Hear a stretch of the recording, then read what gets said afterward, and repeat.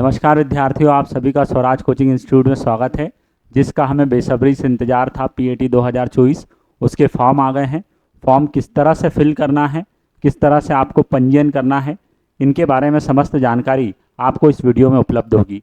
साथ ही साथ 2024 की परीक्षा में आप अपने आप को कैसे सफल बना सकते हैं, इसकी कार्य योजना भी आपको इस पूरे वीडियो में देखने के लिए मिलेगी। तो शुरू करते हैं आज का हमारा प्रोग्राम बिना देर किए।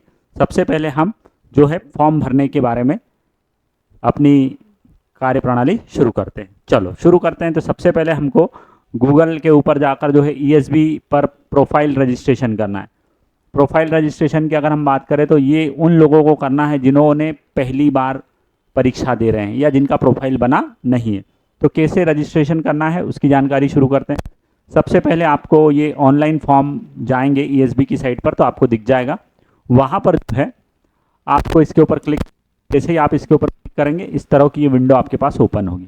उसमें यहाँ पर प्री एग्रीकल्चर टेस्ट पीएटी 2024 देखो फॉर्म कब से शुरू हो गए, 25 तारीख से हो गए हैं। फॉर्म भरने की आखिरी तारीख कब है, 9 मई। पर हमको आखिरी तारीख का इंतजार बिल्कुल भी नहीं करना है। अगर आपसे फॉर्म भरने में कोई त्रुटि होती है तो उस त्रुटि में सुधार करने के लिए भी इन्होंने समय दिया है, वो 14 मई। पर काम ऐसा करें कि हमसे कोई संशोधन की ज़रूरत ही ना पड़े। तो 14 मई संशोधन की आखिरी तारीख है। अंतिम फॉर्म भरने की तारीख है 9 मई, जिसका हमको रास्ता नहीं देखना है। फिर अगर हम बात करें तो यहाँ पर ये पीडीएफ के साइड में एक निशान बना दिख रहा है। जैसे ही आप यहाँ पर क्लिक करेंगे तो आपके पास में इस तरह का पेज खुलेगा। जैसे ही आप पेज खुलेगा पहले घोषणा कर दो। घोषणा करने में कोई कमी नहीं छोड़ना चाहिए। तो यहाँ पर आपने क्या कर दी, घोषणा। जैसे ही आप घोषणा करोगे फिर ये लिखा हुआ आगे बढ़ाएं, तो भी का असर नहीं छोड़ना है, फटाफट आगे बढ़ा दें। फिर आपके पास में सामान्य पंजीकरण क्रमांक या जन्म तिथि। तो अगर आपके पास में पहले से प्रोफाइल का पंजीयन है तो आप यहाँ पर डाल सकते हैं। पर मान लो आपके पास प्रोफाइल का पंजीयन नहीं है तो हम सबसे पहले शुरू करते हैं। यदि आपका प्रोफाइल पंजीयन नहीं किया गया है तो नवीनतम प्रोफाइल पंजीकरण के लिए यहाँ पर आप क्लिक करें। जैसे ही यहाँ पर क्लिक करें, फिर से हमारे सर ने लिख कर रखा है न्यू रजिस्टर्ड स्टूडेंट, जिनका प्रोफाइल का पंजीयन नहीं है वो यहाँ पर क्लिक करें। क्लिक करेंगे तो फिर आपको इस तरह से इंटरफेस मिलेगा जहां पर प्रोफाइल का पंजीयन है। क्या आपके पास पूर्व में पंजीकृत प्रोफाइल आईडी है, तो आपको क्या बोलना है, नहीं है भैया नहीं है, ठीक है, बोलना वह निशान लगाना है। फिर आपको मोबाइल नंबर लिखना है। जरूर ध्यान देना है, ये मोबाइल नंबर चालू होना चाहिए, लोगों की तरह चालू रहना भी चाहिए, है ना। तो ये चालू मोबाइल नंबर क्यों, क्योंकि इसी पर ओटीपी आएगा। फिर दूसरी बात करते ईमेल आईडी। ईमेल आईडी भी वही होना चाहिए जो आपके पास में उपलब्ध हो, किसी दूसरे की ईमेल आईडी ना लगाएं। अगर नहीं हो तो तत्काल बनवाएं। उस ईमेल आईडी को भी याद रखें, कई लोग अपनी ईमेल आईडी ही भूल जाते हैं। तो ईमेल आईडी और उसका पासवर्ड दोनों जो है आप नोट करके एक पेज पर लिख लें। उसके बाद में ये कैप्चा आप फिल करने के बाद में आप यहाँ पर क्लिक करेंगे तो आपके इसी मोबाइल नंबर पर आपको क्या प्राप्त होगा, ओटीपी। तो जैसे ही आप यहाँ से ओटीपी प्राप्त करने के लिए क्लिक करेंगे तो आपको ओटीपी मिल जाएगा। फिर वो आपसे पूछ रहा है ना, देखो ओटीपी मिलेगा, ओटीपी आपको फिल करना है। फिल करने के बाद में ये वाला पेज खुलेगा जहाँ पर क्या पूछेगा, क्या आपके पास आधार क्रमांक है, तो आधार कार्ड तो आपके पास है, तो आप यहाँ पर क्या कर दें, हाँ करें। हाँ करने के बाद विकल्प का चयन करें, ई केवाईसी ओटीपी द्वारा सत्यापन। तो आप यहाँ पर क्लिक करेंगे तो आपके उस मोबाइल नंबर पर क्या आ जाएगा, ओटीपी, और उस ओटीपी को आप डाल सकते हैं। कई बार क्या होता है, ई केवाईसी ओटीपी द्वारा सत्यापन नहीं होता, मतलब सब कुछ सही साठ है फिर भी मोबाइल पर ओटीपी नहीं आता है। तो उस स्थिति में विद्यार्थी को बिल्कुल भी घबराना नहीं है। किसी भी नज़दीकी कियोस्क सेंटर पर जाना है, और अगर हम बात करें तो एमपी ऑनलाइन पर जाना है और वहाँ पर बायोमेट्रिक द्वारा, अंगूठों के निशान द्वारा या रेटिना के द्वारा अपना सत्यापन कराना है, ठीक है। तो ये ओटीपी का सत्यापन आपको यहाँ पर कराना है।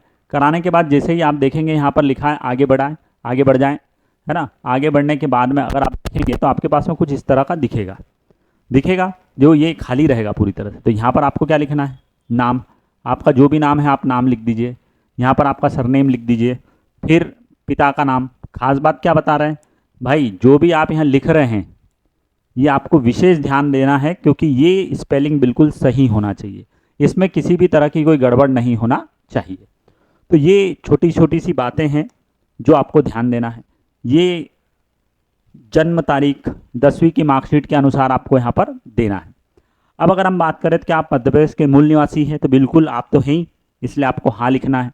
फिर लिंग की जानकारी आपसे पूछी गई है जो कि आप अच्छी तरह जानते हैं, जो भी है वो भर दें। ठीक है, चलो आगे बढ़ते हैं। फिर आपसे आपकी क्या पूछी गई है? श्रेणी। श्रेणी में अगर हम बात करें तो अनारक्षित जनरल श्रेणी वाले, एससी और एसटी और अन्य पिछड़ा वर्ग, तो आप जिस भी श्रेणी के अंतर्गत आते हैं उसके ऊपर क्या कर दें? क्लिक।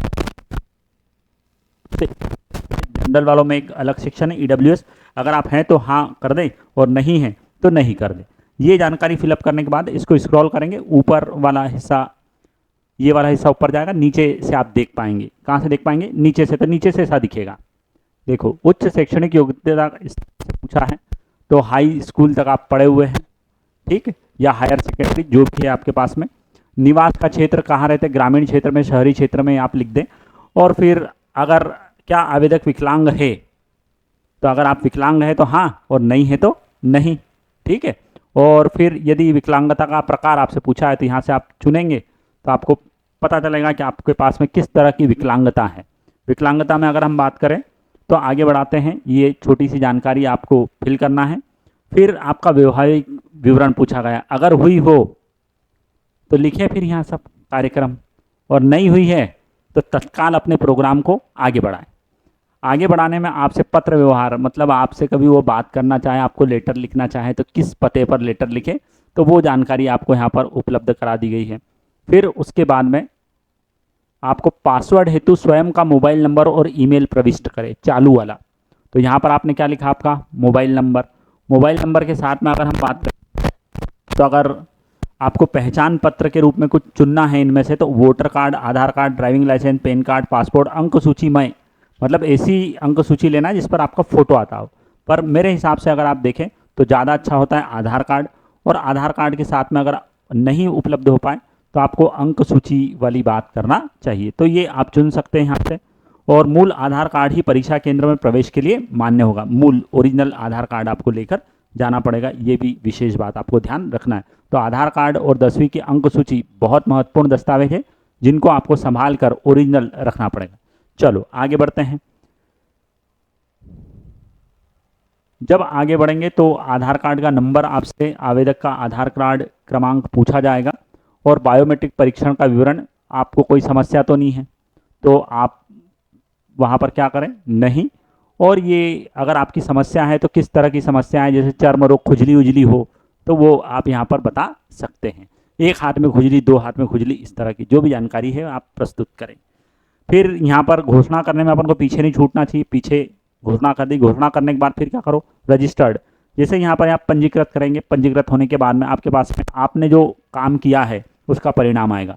आपका नाम, ये आपका सामान्य पंजीकरण नंबर है, इसको लिख लें, ठीक है। फिर उसके बाद में आपका नाम चेक कर लें, पापा मम्मी का नाम चेक करें, और आप क्या हैं वो चेक कर लें। फिर खास बात, किस कैटेगरी में आते हैं वो, और मध्य प्रदेश के मूल निवासी हैं, ये भी आपको चेक करना ही है। बाकी ये सारी जानकारी आपको चेक करने के बाद में यहाँ लिखा है, कृपया दिए गए दस्तावेज का प्रिंट लेकर बॉक्स में नवीनतम फोटो चिपकाएं। फोटो नवीनतम मतलब नई वाली फोटो होना चाहिए। फोटो पर नाम और खिंचाने की जो तारीख है वो भी इंकित होना चाहिए। फिर आपको यहाँ पर जो है स्कैन दस्तावेज, फोटो, हस्ताक्षर, वो जो डाटा दिया रहता है वो आपको यहाँ पर अपलोड करना है, जिसका साइज़ 220 KB से ज़्यादा नहीं होता। कई बार क्या है, बच्चा बना लेता, लिख लेता है, पर उसका साइज़ बड़ा होता है, और आप भी जानते हो साइज़ बड़ा होता है फिर यहाँ फिट नहीं हो पाता है, और बार बार किधर आ जाते हैं? बाहर। तो साइज़ का ज़रूर ध्यान रखें। इसके बाद आगे बढ़ाते हैं। ये आपको यहाँ पर आपकी फ़ोटो लगाना है। फ़ोटो के बाद में यहाँ पर आपका क्या रहेगा? साइन, सिग्नेचर, और ये जो है हैंड रिटन टेक्स्ट, मतलब जो आप फ़ोटो चिपकाएंगे वो यहाँ पर आएंगे, सिग्नेचर, और यहाँ पर आपका हाथ से लिखा हुआ हस्तलिखित, और ये आप करेंगे टिंग टिंग टिंग, क्योंकि आपने पीछे इन सब चीज़ों को क्या कर दिया? अपलोड।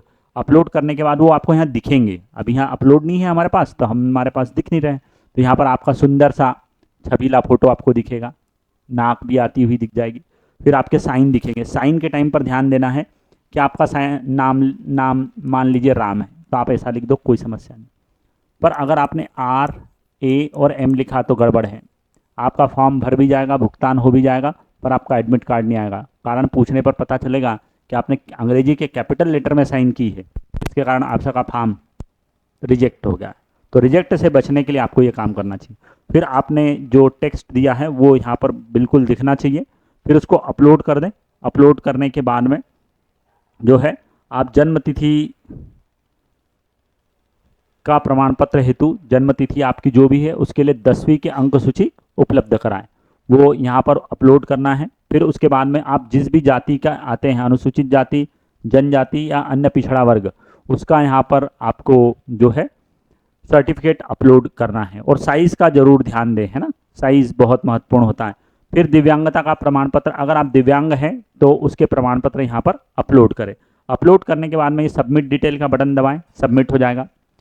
फिर आप जो है सबमिट करने के बाद में ये सारी डिटेल आपके पास में सबमिट होने के बाद में अब आती है आपकी फॉर्म भरने की बारी। तो आप कैसे फॉर्म भरें? तो फॉर्म भरने की बारी की अगर हम बात करें तो वापस से हमको उसी वेबसाइट पर जाना है। वेबसाइट पर जाना है, इसके ऊपर क्लिक करेंगे। क्लिक करते से ही आपके पास में फिर से इस तरह का इंटरफेस आएगा, जहाँ पर प्री एग्रीकल्चर टेस्ट पीएटी 2024, यहाँ पर फिर से वही क्लिक करेंगे। जैसे ही आप क्लिक करेंगे ये खुलेगा। खुलने के बाद में घोषणा होने के बाद में टिक आगे बढ़ा देंगे। और यहाँ पर जो आपका पंजीकरण क्रमांक मैंने कहा था आप लिख लीजिए, वो यहाँ पर डालना है। फिर आपकी जो भी जन्म तारीख है वो आपको यहाँ पर लिखना है।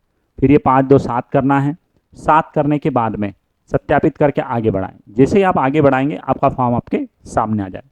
ये जानकारी जो आपको दिख रही है ये ऑलरेडी आपने पुरानी प्रोफाइल से ही उठकर आई है। इसके बाद में इसको एक बार थोड़ा सा हल्का सा चेक कर लें, देख लें अपनी फ़ोटो आई है कि नहीं आई है। फ़ोटो देखने के बाद आप आगे बढ़ें तो यहाँ पर आपसे फिर से एक बार कुछ पूछा गया है ना। अगर तो जानकारी में कोई संशोधन करना चाहिए, वहाँ से आपका संशोधन हो सकता है, पर आपने अभी अभी बनाई है तो कोई दिक्कत ही नहीं है।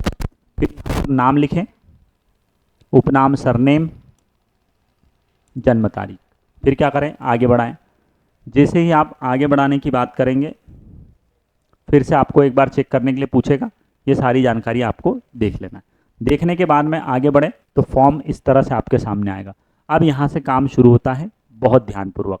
आपको पूछा है आपकी क्लास बताओ, तो कई बच्चे जो बोले मैं 12वीं में हूँ, 12वीं क्लास का हूँ। ऐसा नहीं करना, यहाँ पर क्लास भी दी है। आपकी 4 क्लास बताई गई है।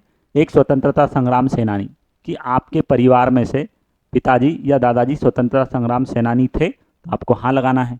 आपके पिताजी अगर सैनिक हैं तो आपको सैनिक की श्रेणी में लगाना है।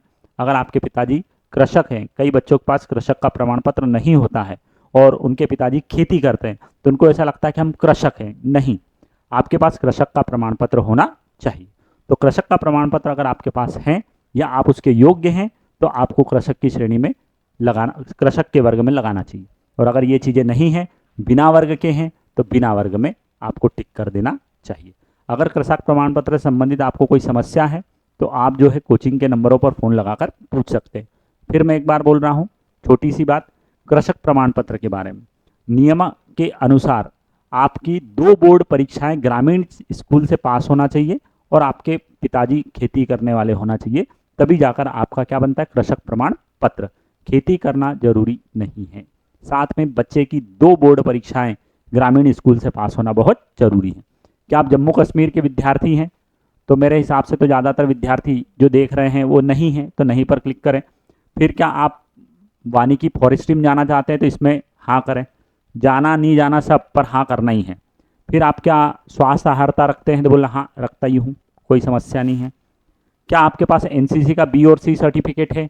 अगर हो तो हाँ, और मैं तो जानता ही हूँ कई लोगों के पास है ही नहीं, कहीं क्या अधिकांश के पास नहीं है, तो क्या लगा दें, नहीं। फिर आता है कि क्या 10वीं और 12वीं समकक्ष परीक्षा में 45% से उत्तीर्ण हैं? अगर आप 12वीं पास हैं, 2023 में 12वीं पास कर चुके हैं तो आपको यहाँ हाँ लिखना है।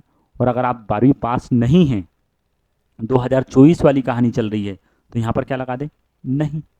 फिर आपसे पूछा है क्या आप 2023-24 की नियम के अनुसार पास होना आवश्यक है? बिल्कुल।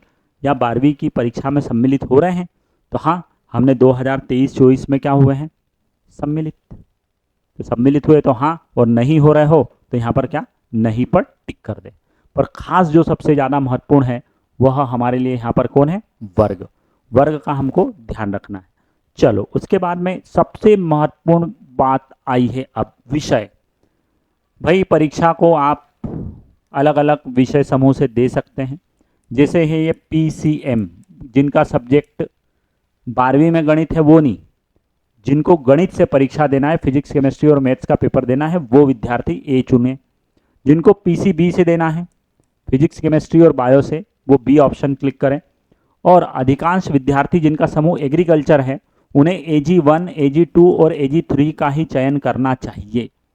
कई बार अगर हम पंजीयन या फॉर्म भरने के लिए दुकान पर जाते हैं तो उनसे वो हमसे पूछता है कि भाई आपका सब्जेक्ट क्या था, तो हम बता देते हैं कि मेरा सब्जेक्ट एग्रीकल्चर है। तो उसको नहीं पता कि एग्रीकल्चर सब्जेक्ट है, तो वो बोलता है कि क्या मैं PCA लगा दूं। तो हम शायद हो सकता है उस समय मोबाइल चलाने में व्यस्त हूँ कर दें, और जैसे ही हूँ करेंगे उसने PCA दे दिया, बोले एग्रीकल्चर इसमें है तो सही, और फिर आपको फिजिक्स केमिस्ट्री और एग्रीकल्चर का पेपर आएगा और वो आपके लिए बड़ा नुकसानदायी हो सकता है। मतलब आपकी मेहनत, आपकी तैयारी सब व्यर्थ चली जाएगी। तो फॉर्म भरते समय अगर आपने पशुपालन फसल उत्पादन पढ़ा है तो आपको AG1, 2, 3 सब्जेक्ट ही चूज करना चाहिए। साथ ही साथ यहाँ पर ABC नाम से भी एक सब्जेक्ट है। अगर आपने CUET की परीक्षा दी है या उसकी तैयारी की है एग्रीकल्चर समूह से, तो आपको ये वाला ऑप्शन चूज करना चाहिए। ठीक है, तो ये ऑप्शन चूज करने के बाद आगे बढ़ते हैं।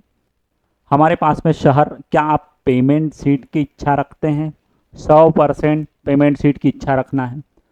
अगर आपका मन करता है कि यार अपने पास तो पैसे नहीं, अपन कैसे फीस जमा करेंगे, बिल्कुल उससे कोई मतलब नहीं, आपको अभी तो हाँ करना ही है। ठीक है, तो पेमेंट शीट पर सभी विद्यार्थियों को हाँ ही भरना है। आगे बढ़ाते हैं फिर परीक्षा शहर की प्राथमिकता। जैसे कि आप जानते ही हैं परीक्षा जो है इंदौर में हो रही है, उज्जैन, जबलपुर, जबलपुर के अलावा भोपाल, भोपाल के अलावा ग्वालियर, ग्वालियर के अलावा सतना, सतना के अलावा सागर, सागर के अलावा नीमच, इन शहरों में जो है परीक्षा होने जा रही है। अगर हम इन शहरों की बात करें तो आपको जो भी प्राथमिकता लगती है वो शहर आप चुने। खास बात मैं आपको बता देता हूँ कि पिछले सालों में हमको पता चला है हम जो चुनते हैं वो शहर तो मिलता ही नहीं है। ठीक है, तो फॉर्मेलिटी जैसा हमको तो लगने लग गया है, फिर भी आप अपनी प्रायिकता जरूर, सामने वाला पूछ रहा है आपसे पसंद, तो पसंद जरूर बताना चाहिए। फिर यहाँ पर वही घोषणा कर दी। घोषणा करने के बाद में प्रोग्राम को क्या करा, आगे बढ़ाया। आगे बढ़ाया तो आपको फिर से आपका फोटो और ये सब कुछ ये दिखेगी। नाम एक बार, जन्म तारीख एक बार, आपकी सूची जो है वह एक बार जरूर चेक करें। और चेक करने के बाद में आपको क्या विशेष ध्यान देना है, तो विशेष ध्यान देना है आपका ये फोटो व्यवस्थित दिखना चाहिए, नाम और तारीख दिखना चाहिए, और साथ में आपकी साइन भी स्पष्ट आपको नजर आना चाहिए। फिर विशेष ध्यान देने की वाली बातों में आगे बढ़े तो आपको यहाँ पर विषय समूह पर ध्यान देना है। विषय समूह आपका होना ही चाहिए, और ये पेमेंट शीट का आपको ध्यान देना है, और प्राथमिकता क्रम को एक बार जरूर देखें। इसके साथ ही आगे बढ़ते हैं। आगे बढ़ेंगे तो आप जो है प्रिंट ले और प्रोसेस टू पेमेंट। तो पहला काम है प्रिंट लेना। प्रिंट लेने के बाद में आपको एक प्रिंट आउट मिलेगा, उसको अच्छे से देखें। उसमें इस तरह से रहेगा, ये फिर सारी जानकारियां एक बार देख लें। आपने जो घोषणा की है वो घोषणा आपको यहाँ पर दिखना चाहिए, है ना, स्पष्ट। आपको साइन दिखना चाहिए, आपको नाम दिखना चाहिए, आपका विषय समूह आपको यहाँ पर स्पष्ट दिखना चाहिए। ये छोटी सी चीजें देखने के बाद में यहाँ पर लिखा है भुगतान नहीं है। क्या है? भुगतान नहीं है, क्योंकि अभी हमने भुगतान किया नहीं है। अगर हम भुगतान कर देंगे तो यहाँ पर क्या लिखा हुआ है? भुगतान है। और जब तक हमको ऐसा भुगतान है वाला प्रिंट आउट नहीं मिले तब तक दुकान से खसकना नहीं है। तो पहले चेक करें, चेक करने के बाद फिर प्रिंट लें जिसमें आप पैसे देंगे, और पैसे देने के बाद भुगतान है यहाँ से प्रोसेस टू पेमेंट। ठीक है, तो यहाँ से प्रोसेस टू पेमेंट करेंगे। पेमेंट आप पैसे दे सकते हैं, 2-3 विधियाँ हैं, फेंक कर नहीं देख सकते हैं, बस खास बात यह है। बाकी SBI अकाउंट होल्डर इस तरह से net banking, debit, credit card और UPI के माध्यम से आप पेमेंट कर सकते हैं। पेमेंट करने के बाद में आपको यहाँ पर भुगतान है लिखा हुआ प्रिंट आउट मिलेगा। आप इस प्रिंट आउट को संभाल कर रखें। क्यों? क्योंकि इसी प्रिंट आउट के अंदर जो है आपको कुछ जानकारियाँ मिली हुई है, देखी हुई है, और उन्हीं के आधार पर आप प्रवेश पत्र डाउनलोड कर पाएंगे। इसके बिना आप प्रवेश पत्र डाउनलोड कर पाना आपके लिए संभव नहीं है। तो जरूर इसको संभाल कर रखें। इसके साथ ही मैं आपको बताना चाहूँगा कि आप सबसे ज़्यादा चयन प्रतिशत देने वाले संस्थान से जुड़ चुके हैं, जहाँ पर पिछले साल टॉप 5 में पहली और दूसरी और 5वीं रैंक थी। इंदौर शहर में, जो कि आज एजुकेशन हब के नाम से जाना जाता है, वहाँ पर सबसे ज़्यादा नंबर, वो 12वीं के साथ में 12th प्लस PAT में लड़के ने AG1, 2, 3 ग्रुप से सबसे ज़्यादा नंबर प्राप्त किए थे। और साथ ही साथ मैं बताना चाहता हूं कि CUET में भी परचम लहराया था और 50% से अधिक छात्रों का चयन सुनिश्चित किया था। इसी प्रोग्राम या इसी बात को आगे बढ़ाने के लिए संस्थान एक बार फिर से प्रतिबद्ध है और इसी प्रतिबद्धता को पूर्ण करने के लिए हम लेकर आए हैं टेस्ट सीरीज। पहली बार टेस्ट सीरीज सभी विद्यार्थियों के लिए उपलब्ध है। उपलब्ध किस किस तारीख को टेस्ट है वो मैं बता देता हूँ, जो कि एक चार्ट के रूप में आपके पास है। 15, 19, 23, 26, 29, 2 और 5। FLT का मतलब होता है कि 25 प्रश्न फिजिक्स के, 25 केमिस्ट्री के, 25 मैथ्स के, 25 बायो के। ये सब मिक्स होकर कितने बनेंगे? 100। AG2 और AG3 क्रॉप और एनिमल, इनके भी 50-50 मिलकर बनेंगे 100 और इनको भी मिश्रित रूप से हम प्रस्तुत करेंगे। जिस तरह से परीक्षा में पेपर आता है उसी तरह से यह भी पेपर बनाया जाएगा। जिस तरह से आपका परीक्षा का पेपर ऑनलाइन मोड में होता है उसी तरह से यह भी आपको ऑनलाइन मोड में मिलने वाला है। अब ऑनलाइन मोड में ये टेस्ट सीरीज कितने बजे होगी? तो ये इसका टाइम फिक्स है 2 बजे से 5 बजे। सर हम कैसे टेस्ट सीरीज दें? तो उसके लिए आपको स्वराज कोचिंग का एप्लीकेशन डाउनलोड करना रहेगा। देखिए यहाँ पर 200 प्रश्न लिखे हैं। FLT फुल लेंथ टेस्ट है और ख़ास बात ये टेस्ट सीरीज में जो प्रश्न आते हैं इनकी परीक्षा में आने की संभावना बहुत ज़्यादा रहती है। और साथ ही साथ एक बात बताता हूँ कि यहाँ पर उसी भाषा शैली का उपयोग किया जाता है जो परीक्षा में आने वाली होती है। ठीक है, तो परीक्षा में आने वाली भाषा के अनुरूप ही आपके सारे पेपर बनाए गए हैं। तो आगे बढ़ते हैं। जैसे कि मैंने आपको बताया कि टेस्ट सीरीज कैसे ज्वाइन कर सकते हैं, तो आप गूगल के प्ले स्टोर पर जाएं और स्वराज कोचिंग टाइप करेंगे तो आपको वहाँ पर स्वराज लिखा हुआ मिलेगा। आप स्वराज को इंस्टॉल करें और इंस्टॉल करें तो वहाँ पर आपको अलग अलग कोर्सेज दिखेंगे। उसी में आपको जो है यहाँ पर जैसे अभी PAT क्रैश कोर्स लिखा हुआ है तो यहाँ पर PAT 2024 टेस्ट सीरीज़ लिखा हुआ मिलेगा और टेस्ट सीरीज़ को वहाँ से आप परचेस कर लें। बहुत नाम मात्र का शुल्क है, शुल्क न के बराबर है, मात्र 100 रुपये में आपको मिलने वाले हैं। और अगर हम देखें तो हमारे पास में 3, 3, 6 और 7 पेपर जो है वो उपलब्ध होने वाले हैं। 7 पेपर मतलब 1400 प्रश्न आपको परीक्षा में बहुत आगे ले जाने के लिए जिम्मेदार रहेंगे। तो आप प्रश्नों को समझें, ठीक है। इसी साथ कैसे ज्वाइन करना है वो भी आपने देख लिया। तो ये रही टेस्ट सीरीज़ ज्वाइन करने के लिए। पर कई बार रहता है कि टेस्ट सीरीज़ के साथ साथ कुछ और भी प्रश्न हमको मिल जाए, तो मैं आपको बताना चाहूँगा कि स्वराज कोचिंग के YouTube चैनल पर आप पिछले 10 सालों में जो PAT परीक्षा के अंदर प्रश्न आए हैं उन प्रश्नों का वीडियो सॉल्यूशन देख सकते हैं, जो कि आपको 1 मई से चैनल पर लगभग शाम को 7 बजे से या 6 बजे से मिलना शुरू हो जाएंगे। तो प्रतिदिन लगभग 2 से 3 जो है वह लेक्चर आपको देखने के लिए मिल सकते हैं। लेक्चर समझ लीजिए आप उनको, जैसे मान लो फिजिक्स है, केमिस्ट्री है और बायोलॉजी है, तो एक चैप्टर फिजिक्स का रिलीज होगा, एक केमिस्ट्री का और एक इसी तरह से बायोलॉजी का भी प्रीवियस ईयर क्वेश्चन का रिलीज होगा, जिसमें महत्वपूर्ण प्रश्नों के साथ साथ प्रश्न के आसपास जो भी जानकारी उपलब्ध है वह भी आपको दी जाएगी। तो इन्हीं सब बातों के साथ में मैं आप सभी का बहुत बहुत धन्यवाद करना चाहता हूं। परीक्षा में आप सफल हो, यही मेरी शुभकामनाएं। इसके साथ ही मैं आपको बताना चाहता हूं कि अगर आपको फॉर्म भरने से संबंधित या पढ़ाई से संबंधित किसी भी प्रकार की दिक्कत हो तो आप जो है कोचिंग के नंबरों पर संपर्क कर सकते हैं, जिसकी डिटेल जो है आपके पास में यहाँ पर उपलब्ध है। अगर हम अपनी आज की कहानी को यहाँ पर समाप्त करें तो समाप्त करने के पहले मैं आपको एक महत्वपूर्ण बात बताना चाहता हूँ कि अंतिम समय ही बहुत महत्वपूर्ण होता है, अंत भला तो सब भला। तो आखिरी के ये जो आपके पास 35 दिन बचे हैं, इन 35 दिनों में आप जी जान लगाकर पढ़ाई कीजिए, आप प्रीवियस ईयर के क्वेश्चन पेपर सॉल्व कीजिए, टेस्ट सीरीज ज्वाइन कीजिए, ज़रूर ज़रूर आपको परीक्षा में सफलता मिलेगी। तो इन्हीं बातों के साथ मैं अपनी बात समाप्त करता हूँ। परीक्षा के लिए आपको बहुत बहुत शुभकामनाएं। बहुत बहुत धन्यवाद।